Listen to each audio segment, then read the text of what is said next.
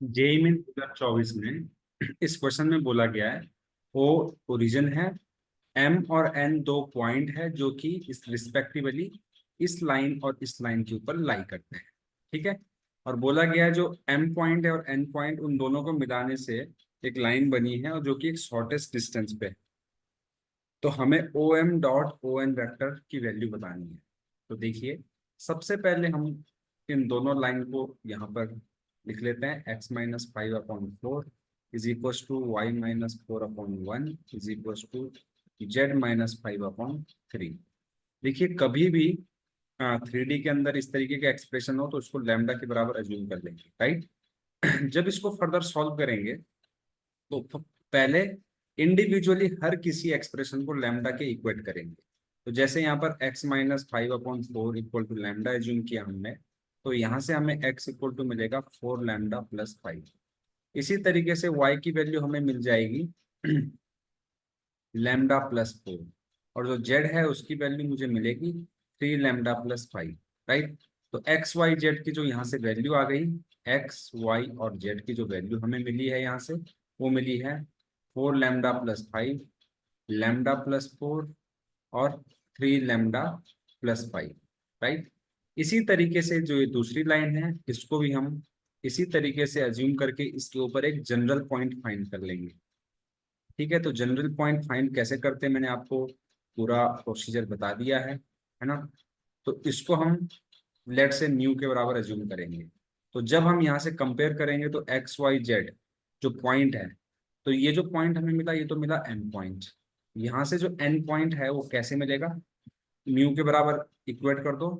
X Y Z की जब value निकालोगे तो देखिए 12 म्यू-8, 12 म्यू माइनस 8, इसी तरीके से 5 म्यू-2। आप सेम प्रोसीजर जो मैंने ऊपर वाले में किया है वो यहाँ पर भी आप रिपीट करिए। 9 को उधर लेके जाइए, 9 म्यू हो जाएगा, और 11 को दूसरी साइड लाएंगे तो -11 हो जाएगा। ठीक है। तो मुझे दोनों ही पॉइंट एम और एन पॉइंट दोनों मिल गए। अब यहाँ पर जो कॉन्सेप्ट है, जो मेन चीज है वो क्या है, शॉर्टेस्ट डिस्टेंस। अगर दो लाइन के बीच की आपको शॉर्टेस्ट डिस्टेंस निकालनी है तो उसके लिए एक चीज हमें ध्यान रखनी होगी कि दोनों के परपेंडिकुलर होगी। क्या होगी? दोनों के ही परपेंडिकुलर होगी। ये जो एम एन है, लेट से एम एन लाइन जो होगी वो perpendicular to L1 and L2 होगी। L1 क्या है? लाइन नंबर 1, इसको हमने L1 बोल दिया और इसको हमने L2 बोल दिया। तो देखिए, जो लाइन L1 और L2 दोनों के परपेंडिकुलर होगी उसके डायरेक्शन रेशियो क्या होंगे? इसके डायरेक्शन रेशियो और इसके डायरेक्शन रेशियो के दोनों ही परपेंडिकुलर होगा। अगर मैं इसको B1 बोल दूं, इसके डायरेक्शन रेशियो को B1 बोल दूं, तो B1 क्या आएगा? 4 i cap +j cap +3k cap. और B2 क्या आ जाएगा यहाँ से? B2 जो है वो आएगा 12 i cap +5 j cap +9 k cap, है ना। तो जो MN लाइन के डायरेक्शन रेशियो होंगे वो L1 और L2 दोनों के परपेंडिकुलर होंगे। यानी कि जो L1 और L2 यानी कि B1 एंड B2 दोनों के ही परपेंडिकुलर होंगे। और किन्हीं दो लाइन के परपेंडिकुलर, किन्हीं दो वेक्टर के परपेंडिकुलर जो तीसरा वेक्टर होता है वो क्रॉस प्रोडक्ट करके हमें मिलता है। यानी कि B1 क्रॉस B2 करने से मुझे B1 और B2 दोनों के परपेंडिकुलर जो वेक्टर होगा वो मिल जाएगा। ठीक है। तो चलिए सबसे पहले हम वैल्यू लिख लेते हैं, 413 और यहाँ से B2 की वैल्यू अभी अभी हमने यहाँ पे लिखी है 1259। तो 1259 लिख लीजिए, 59। ठीक है। जब इसको फर्दर सॉल्व करेंगे तो i कैप 9 - 15, ठीक है, -j कैप 9 × 4 = 36, 12 × 3 = 36, यानी कि 36 - 36 +k कैप और 5 × 20 - 12, है ना, इस तरीके से। तो ये क्या हो जाएगा यहाँ से -6 i कैप +8 k कैप। ये हो गई डायरेक्शन रेशियो। किसके डायरेक्शन रेशियो? एम एन के डायरेक्शन रेशियो। यानी कि एम एन जो लाइन है इसके पैरेलल होगी। अब ध्यान से देखिएगा, हमें एम पॉइंट भी पता है, ये रहा, एन पॉइंट भी पता है। तो एम एन के जो डायरेक्शन रेशियो होंगे या फिर एम एन वेक्टर जो होगा वो क्या होगा, ध्यान से देखिएगा, वो होगा, हम इसमें से इसको माइनस कर लेते हैं, तो यहाँ से आएगा 4 लैम्डा -12 म्यू प्लस 8 5 13। अब मैं आई कैप जे कैप नहीं कर रहा हूँ, फर्स्ट वाले के साथ आई कैप आएगा, जो यहाँ पे सेकंड में लिखूंगा उसके साथ जे कैप आएगा, तो लिखने का थोड़ा शॉर्ट फॉर्म है। लैम्डा+4 में से इसको माइनस करेंगे तो क्या आएगा, लैम्डा -5 म्यू +6, और वैसे ही यहाँ से आएगा 3 लैम्डा -9 म्यू +16। ठीक है, ये हो गया एम एन। अभी अभी हमने इसको निकाला एम एन के, उसमें एम एन के डायरेक्शन रेशियोज। तो हम हमेशा क्या करते हैं, कभी इक्वेट नहीं करते, हम क्या करते हैं, प्रोपोर्शनलिटी इसमें चेक करते हैं, है ना।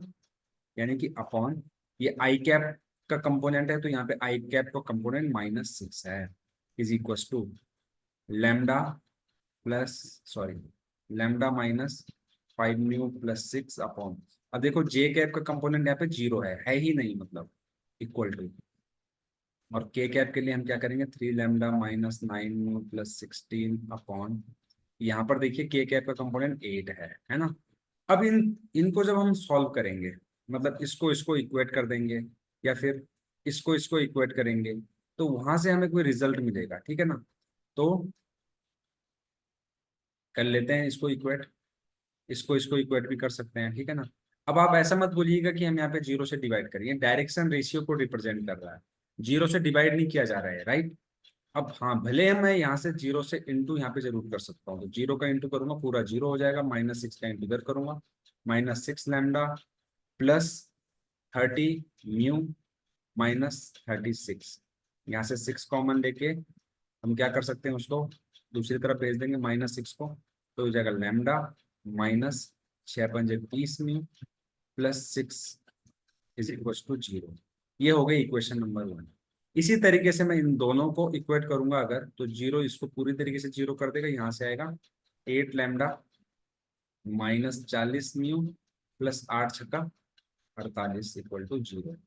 अब यहाँ से 8 को कॉमन ले लेंगे, जैसे ही -5 म्यू +6 = 0। देखो दोनों जगह से सेम रिजल्ट हमें मिला, तो इसका मतलब यहाँ से तो सॉल्व नहीं होगा। अब मुझे इन दोनों को इक्वेट करना होगा, तो जैसे मैं इन दोनों को इक्वेट करूंगा तो मुझे एक यहाँ से रिजल्ट मिलेगा, मैं डायरेक्टली उस रिजल्ट को लिखूंगा, 3 μ + 4 = 0, है ना। ये हो गया इक्वेशन नंबर 3। अब देखिए, जब मैं इन दोनों को सॉल्व करूंगा, है ना, अब देखिए क्या करें, माइनस कर देते हैं, ये कैंसिल हो जाएगा, यहाँ से -2 म्यू बचेगा, और यहाँ से बचेगा +2 = 0। यहाँ से म्यू की वैल्यू 1 आ गई, है ना, म्यू की वैल्यू 1 आ गई। इसी तरीके से म्यू की वैल्यू 1 को आप कहीं पे भी रखेंगे तो लैम्डा की वैल्यू आ जाएगी आपके पास -1।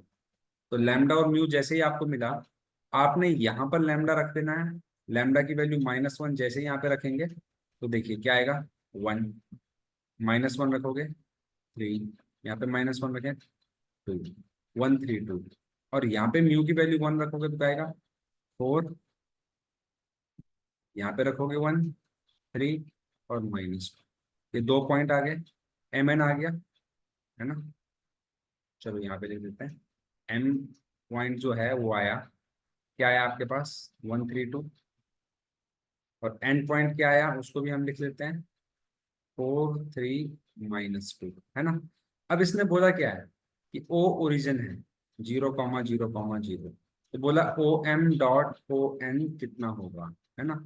अब देखिए OM कैसे निकालेंगे हम, इसके एक्स कोऑर्डिनेट में से इसके एक्स कोऑर्डिनेट को माइनस करके और फिर आई कैप लगाएंगे, यानी कि आई cap +3j cap +2k cap, ये हो गया OM डॉट।